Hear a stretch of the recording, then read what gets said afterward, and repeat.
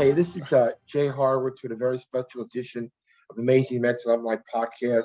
My special guest this week is Darryl Strawberry. Now, you know what the scary thing is? I've known you now for 42 years. That's more than half my life. That's crazy. I mean, it's been a long time, Jay. I started April 1st, 1980. You were drafted with June of 1980. That's June of 1980. Can you imagine that? I was a young pup when we first got to know each other. You were just turned 18, and I turned 30-something, and now I'm 70-something. I know. That we've been through a lot together, you and I, right? I mean, a lot together, you know. Good we stuff. have. We've been through a lot. But a lot of good times, though, Jay. Yes, sir. A lot of good times.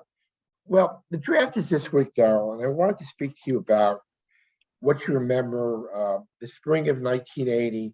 You know, a senior at Crenshaw High School, 6'6", called the Black Ted Williams, cover of Sports Illustrated. When did you think you might get? What was your feeling like in February of that year? If you can remember that far back, what were your expectations about the draft? Well, I didn't really have a lot of expectations.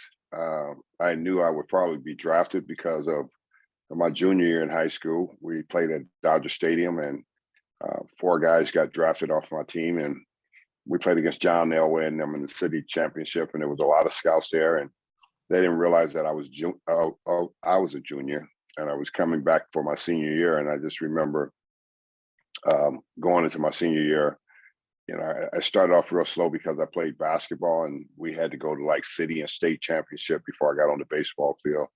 And I just knew that going into that year, I just wanted to play well and hopefully have a chance to get drafted. I didn't know if it'd be first round, second round. I had no idea what it would be, but I did know the Mets were looking at me. Of course, they were looking at me and Billy Beane at the same time, because I remember the scout Roger from California. Roger Youngwood. Roger Youngwood, yeah, and Harry Minor, right? Yeah, he passed away a couple of years ago. Guy was a good man. Yeah, those were amazing guys, you know, that I had the opportunity to get to know during the course of my senior year, and Roger was at every game, and Harry was just around most of my games that year too. So they really had a tough decision to make of who they wanted to draft, because I guess the Mets had the first pick, and I was just hoping that I'd get drafted to be able to play professional baseball. When did the Sports Illustrated story came out? Before the draft, when you were on the cover? It did come out. Keith was on the cover that year. Remember, Keith was the co-MVP with the Cardinals, and I remember that. And I came out in the Sports Illustrated as the Black Ted Williams, and I was like, "Who is Ted Williams?" You know, I mean, I was a baseball fan. You know, I grew up in LA, but I was a Pete Rose fan and a Dave Parker fan. You know, and I saw those guys play, and I just thought they were phenomenal ball players when I was growing up. So, you know, that's what really kind of drove me to playing baseball is watching those guys play and realizing how much fun it was playing baseball. Darryl, you know, at that time, Mets were a really bad team until '84. This year, the Mets have 2 picks in the top, 11 and 14. You know, what would you advise a young guy being drafted in a big market from the experience you went through? What would you tell them if you had their ears now? Well, the big market is a lot of pressure to play there, a lot of expectations. I think just really be humble about yourself and realize that you have to put the work in, you know, to play in a big city, because there's going to always be a lot of things there, temptations and those type of things, you know, coming to the big city. And if you go to a smaller market, it's different. So I would just encourage younger players to be, you know, really be careful about, you know, who you run with and who you put in your life, and just allow yourself to work real hard to get to the next level so you can achieve some great things. And, you know, young players have a tendency to think it's going to just be easy getting to the big leagues, but it's not. You know, that's your most difficult challenge when you get there. It's not your ability to play, it's your ability to live. I think more than anything. Now looking back on all that I had to endure in life and experience in life, you know, it wasn't about my ability to play the game. It was about how do you live as a young athlete. And I think that's the most important part for young athletes to understand when they're going into a big city. I mean, you were the first big story I worked on as a PR guy. The draft was in June.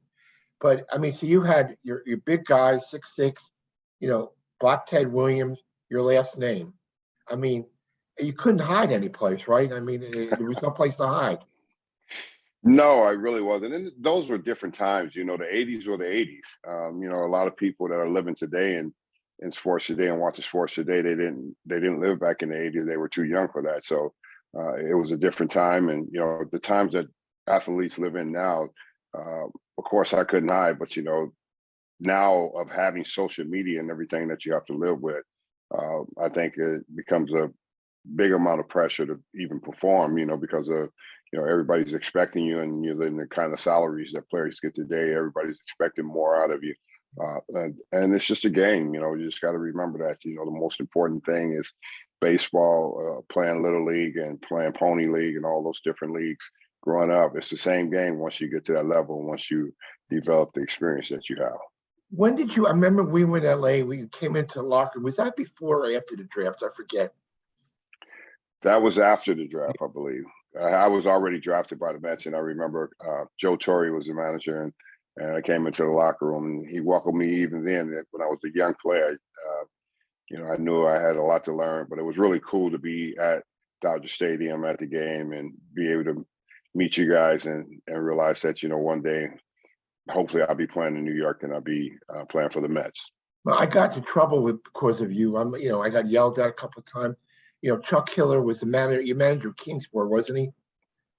Chuck Hiller was. I used to call up and Chuck, and we didn't do this with Darryl. I said, leave the guy alone, let him play. Chuck was the old-fashioned baseball guy. I remember one time that the late Frank Casher got crazy on me. We had a promotion in, I think it was in Elizabethton, that every fan with a strawberry got in for nothing that day. I mean, you remember that thing? And we had the strawberry Sundays at Chase Stadium too, in your honor. Well, I think that was the only time I was protected when I was playing in the minor leagues by Chuck. He was very protective of me. He just wanted me to play baseball. He didn't want, all these expectations and that were coming about and the different things that were coming about. He just thought the kid needed to be out there playing baseball and learning. And I really respect that from Chuck. He was a good manager. And of course, Frank, who I think didn't want young players to have that kind of pressure coming to New York like myself at such a young age, and realizing that I would be in the big leagues at the age of 21 and I would go on from there and have some big days, big games, big years, and just a lot of fun, but still, it's really tough when you play in the bigger cities. It's not like playing in a smaller market and you don't have 700 reporters. I kind of exaggerate there, but so many reporters when you're in the bigger cities. Yeah. I mean, and I think I've told you this a couple of times, Joel. One of the big mistakes I made is when you came up in '83 and when Doc came up in the following year in '84, I said yes to too many things. If somebody was from the Morristown Gazette, you wanted to do Doc and Dow, sure, no problem. And I wish, looking back, I wish I had handled that differently. Through age, I learned less is more sometimes. And the guy who helped me with Doc was when Valenzuela, doctors protected him. He could only speak the day before he pitched. But you were an everyday player, so it was really hard. And one thing, you always never shied away from anything. You're always by your locker. And, I just wish in the beginning, that I had protected a little bit more than I did. So that's my one regret, big regret. Well, I appreciate that, Jay. But I had to take the role I had to take, and life is so funny. And, you look back on that and of course it made me stand up and be a stand-up person. And I think that's why I'm the person I am today, because of the fact I never ran and hid from the media. And even though, I had to take the heat sometime, but that's okay. My performance always spoke for itself, and that's the bottom line. Can you go out there and get it done? And I think playing in New York and all those years that I played over there in Queens, I was able to get it done. Of course, rookie of the year that it was ended up in '83, and Doc comes up the next year, and then we just go on this, phenomenal tear of being a good ball club and stuff like that. And you got to stand up to the media. That's just the way it is. You're gonna have guys who come against you as part of it too. I learned all of that. So, it's part of a learning lesson that you go through in life. And, don't ever sit in your life and put yourself in a place where you sit and be a victim because of what happened. I'm not a victim, I'm an overcomer, and I'm glad to the fact that I had to play in New York and start in Queens in the Mets organization to be able to learn about life lessons. Was that one of the things you would tell? Like you say, we have two, not number one picks, but in the top 15.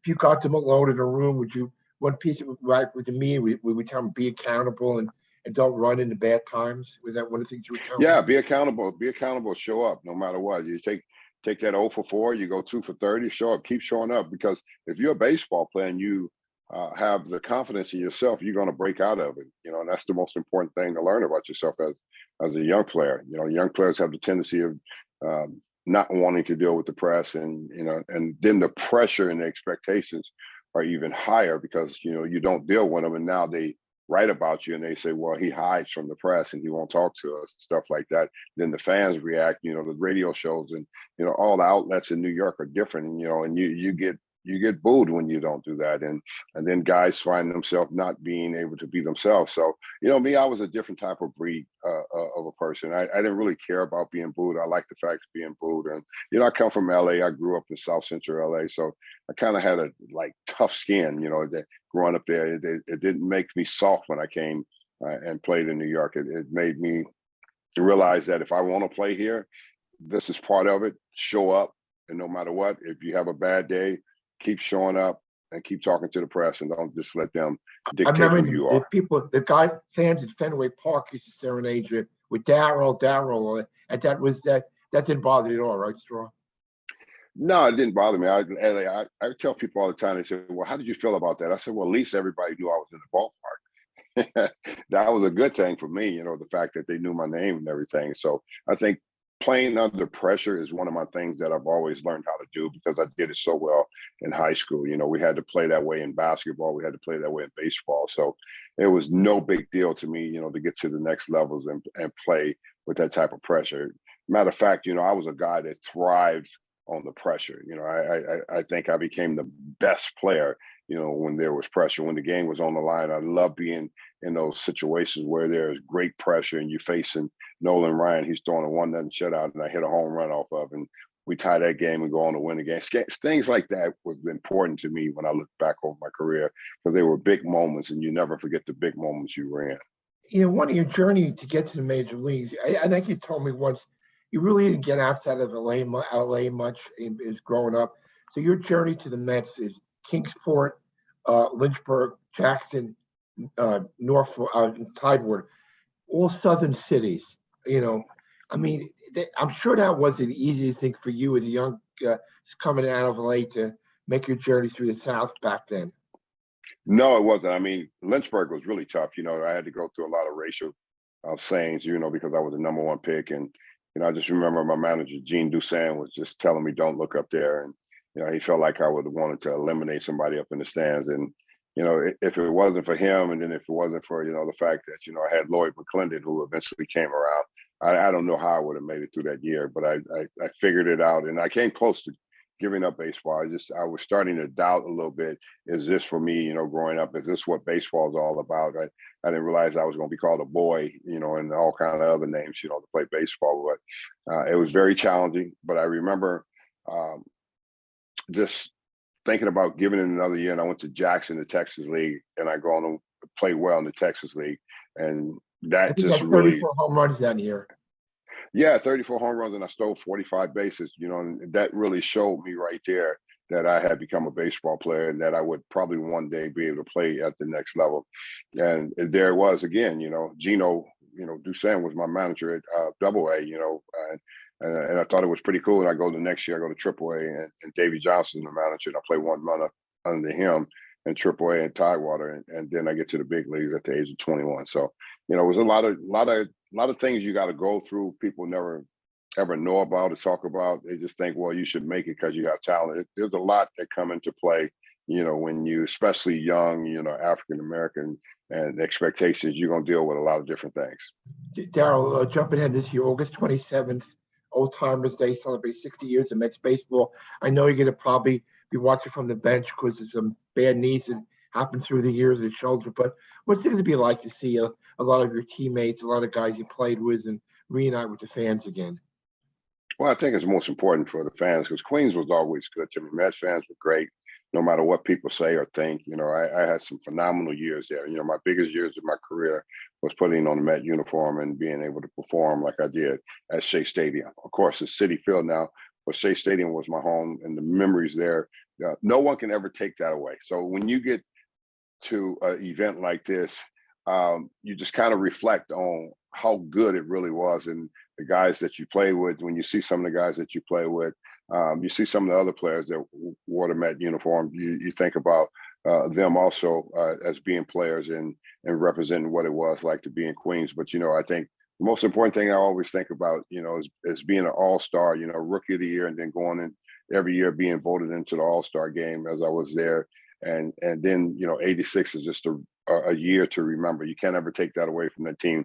That was a group of guys that I loved very much, and at the time you look at us and you look at how close net we were together and the bond that we had together. We were a little crazy, yes, but our bond together was incredible once we stepped on the field. And I've never experienced anything like that, like I experienced with those guys in '86, the way we played and to go on to win that World Series and never give up. And there were a lot of diverse personalities. It wasn't just one personality. Everybody kind of blended together, for the common cause. It was a different kind of clubhouse, and It was a fun clubhouse. Jay, you walk through that clubhouse every day. You see the personalities that we had, and it was some fun personalities, some crazy personalities. But I tell you one thing: when we stepped on that field, it was an incredible group of guys who loved each other and played for each other and had each other back, and that's what baseball is really all about. Darryl, what was it about Davey? To me, he was the perfect manager for the team, and he let the guys play. He had rules, but there were no rules. He let everybody do their thing, and don't you think he was the perfect guy for that team? Well, no question about it. It was a great hire when they hired Davey because, in fact, Davey was a ball player himself. That's the difference in a manager who has played the game and understand what it's like to be a player. Davey was a great player from himself. So many years. Playing in Baltimore those days. So he knows what it's like to have slumps. He knows what it's like to be hot. He knows what it's like to just be the player. And I think that was the importance of our runs every year. Why we were so great every year because he just let players be players. We come to spring training, it was loosey goosey. And he just knew that we had the players and the talent to put on the field that we can beat anybody, and that was very special when you think about that. When you have a team year after year, winning over 90 games, and you have to win the division back then, but you can't take away. We won 98 games in '85, and ended up finishing second against the Cardinals and losing against the Cubs and winning 90 games in '84. So you think about all those things after, my rookie year. We were a terrible team, last place team. Then all of a sudden, Davey comes in and he turns his whole franchise around, and we become a better ball club, and we become, the team of New York City. Not the Yankees. It was the Mets of the '80s that ran New York City. So my two favorite Darryl memories: in Montreal opening day, you hit the roof with a home run. We hit the roof, and in the game in '85 in St. Louis, you hit the clock against Daly to win a game. Those two are your favorite home runs?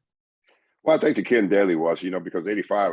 I remember I got hurt in '85 early in the year. I dove for a ball and tore my thumb, so I was out quite a bit, and I wasn't having the superb year like I wanted to come in.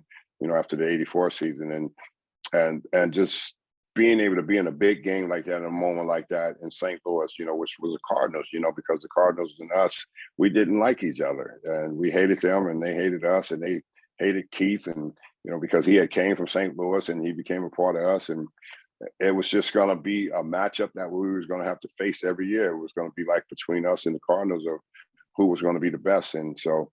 He hung a breaking ball that night. I hit off the clock and broke the clock in St. Louis. And, unfortunately, we didn't go on to win that year, but we made a statement that we were going to be the team to beat in the future. And, for next year that comes '86, it just all, speaks for itself. We went out there and just dominated the National League East. Hey, Darryl, pardon me, you have to mention Yankees, but you played for Buck, right? You were with Buck a little bit?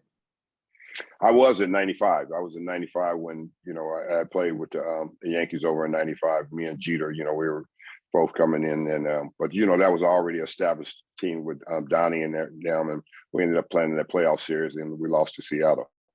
I mean, I guess you're not surprised the success he's had this year. I mean, he's a perfect guy for this kind of a team now. But do you still have any relation with him due to years?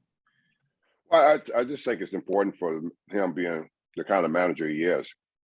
And he's not an analytics guy, you know, he's a baseball guy, you know. So I think being able to let the players play in such a way where they can be baseball players, I think that's what he's doing.